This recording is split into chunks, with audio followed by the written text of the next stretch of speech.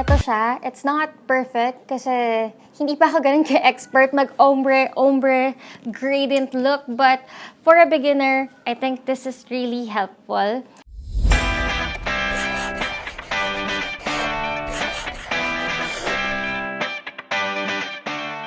Hey guys, it's me, Anne Christine, and welcome back to my channel.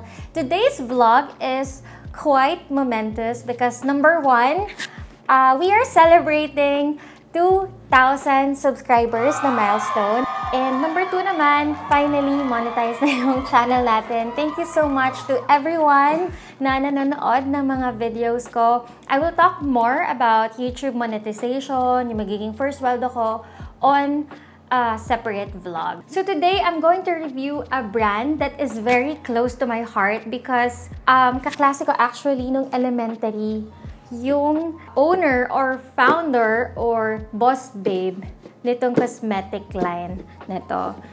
It's a new makeup line. It's called Envy. I'm going to show you guys first what's in the box.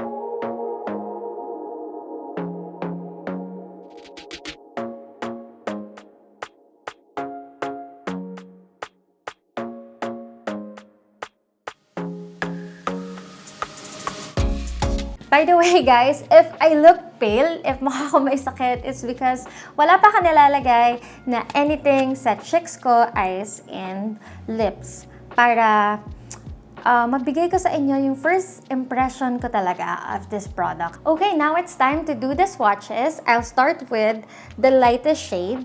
This is Obssessed. Nude siya, no? And pakita ko lang yung applicator niya. Ito siya. Yan.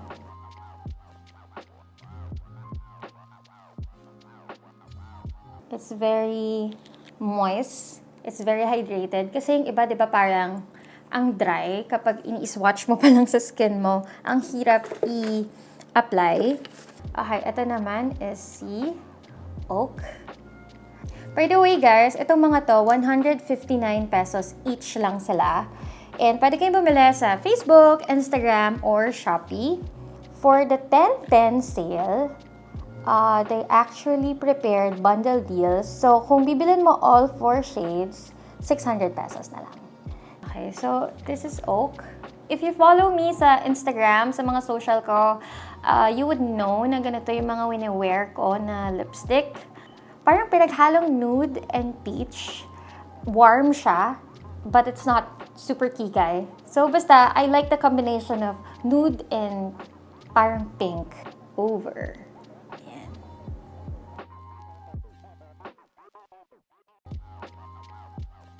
Si over naman is pared na siya. Kung ito pinaghalong nude and peach or pink, ito parang pinaghalong nude and red. Pangalan pa lang, parang alam na natin na very strong ng personality ni Obssessed, and it's actually the darkest shade.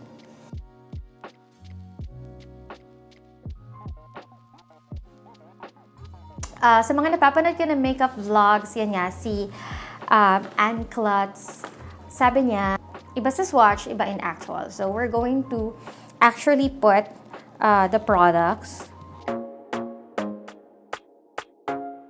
So it's very easy to apply sa lips. Kahit na hindi ako nag-prep ng lips ko, meaning hindi ko yan minoisturize or hindi ako naglagay ng lip balm. Guys, mabango siya. As in, mabango siya. So this is Obssessed. Okay lang siya kung gusto mo ng very subtle lang. But ako siguro mas gusto ko this one on my cheeks. So let's try it on my cheeks.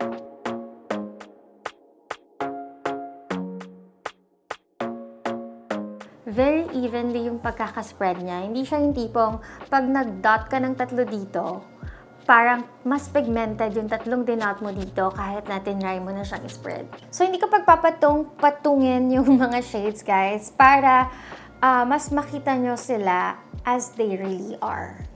Okay, so magpe-makeup remover tayo. For the cheeks, I'm not going to try all the shades kasi hindi din ako palalagay ng dark sa cheeks ko. Let's try Ooak on my lips.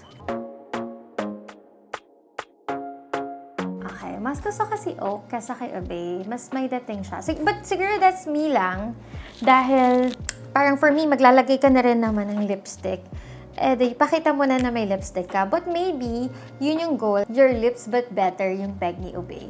Now, let's check kung kiss-proof siya. Love! Halika na.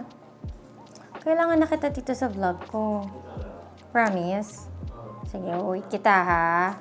Kiss na kita. Okay.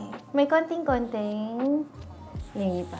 Okay, ngayon naman, try natin with a surgical mask. Kasi, syempre, uso ngayon, naalis tayo. Naka-face mask. So, tingnan natin kung gaano kadalas natin kailangan mag-retouch.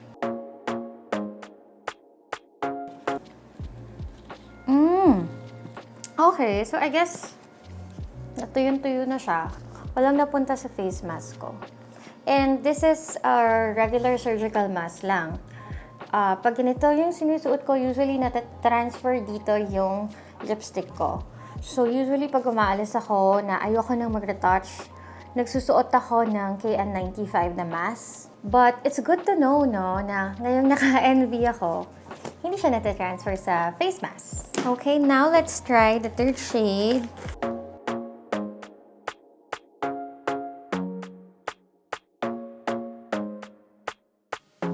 So this is Over, and favorite ko siya ngayon. Natinry ko na siya sa lips ko.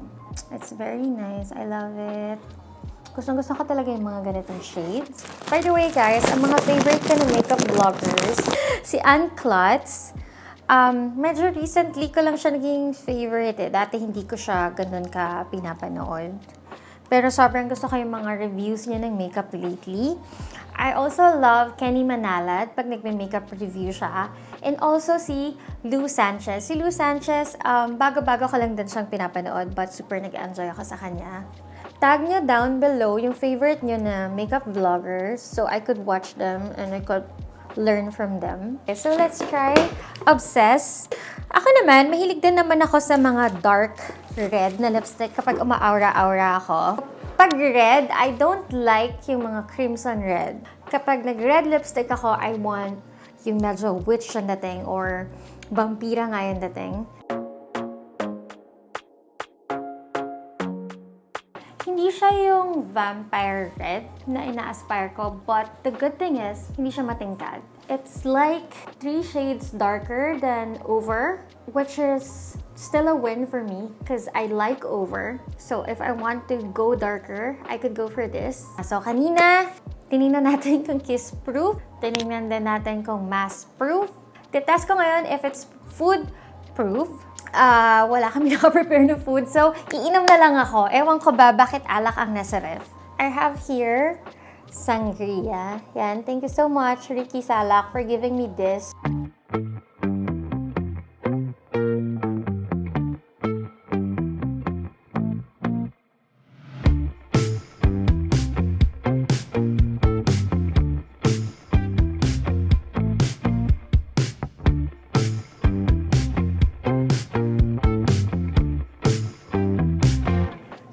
Transfer, ganun talaga, may na-transfer talaga sa mug and sa bottles, but the important thing is, buo pa rin siya.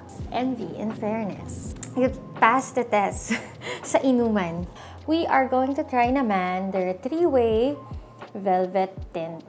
And, of course, dahil 3-way siya, gagamitin ko siya sa lips, sa cheeks, and sa eyes. Swatch muna natin siya. Yung applicator niya is this. So, it's very easy to apply. Wow, okay. Their 3-way velvet tint is available in 2 shades. So, si Lavish is this one. Si Lust naman yung medyo pink. So, eto siya pag in-swatch. Medyo it's close to this, but it's not ganito talaga. So, even if binili mo na itong 4, parang it's still fine if you buy this one kasi wala siyang kakulay talaga dito sa naunang 4. This one naman, guys, it's only 199 pesos. Tapos, sa 10/10 na sale, lahat ng items nila, as in lahat, you could get for 10% off.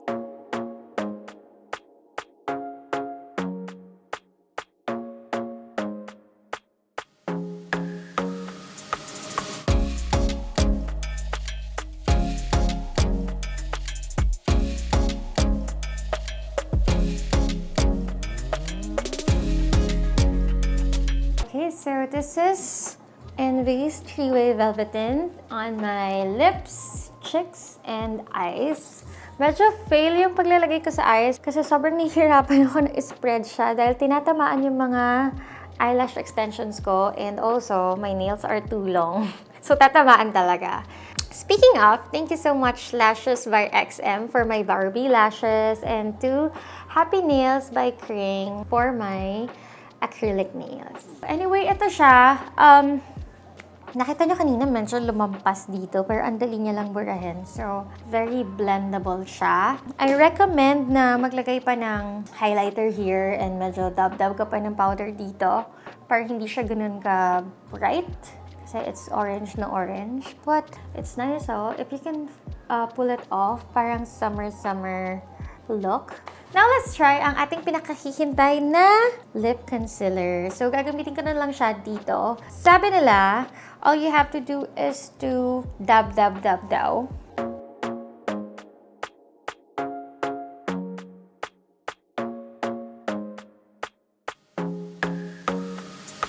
Medyo achieve naman siya, diba? Ayan o. Nag-white siya dito. And then dito. Hey guys, so it's the next day already. I decided to film this with natural light. So, nandito ako sa labas ng bahay because I wanted to show you guys yung itsura nitong ombre look using Envy's lip concealer in natural light para mas ma-appreciate nyo siya.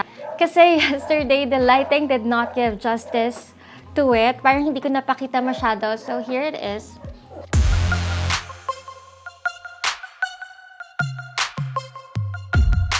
Ito siya. It's not perfect kasi hindi pa ako ganun ka-expert mag-ombre gradient look. But for a beginner, I think this is really helpful to pull off the look.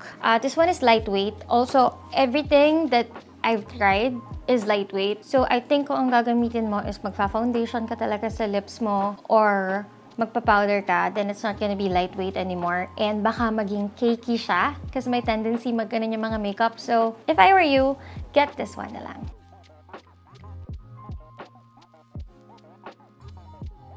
Now it's time to announce the mechanics of the giveaway. All you have to do is to like this video and subscribe to my channel. And don't forget to follow Envy Cosmetics on Instagram. I will be announcing the winners on October 31 via my Instagram account. So you have the rest of the month to join in. Tag your friends na mahilig sa makeup para naman maka-join din sila.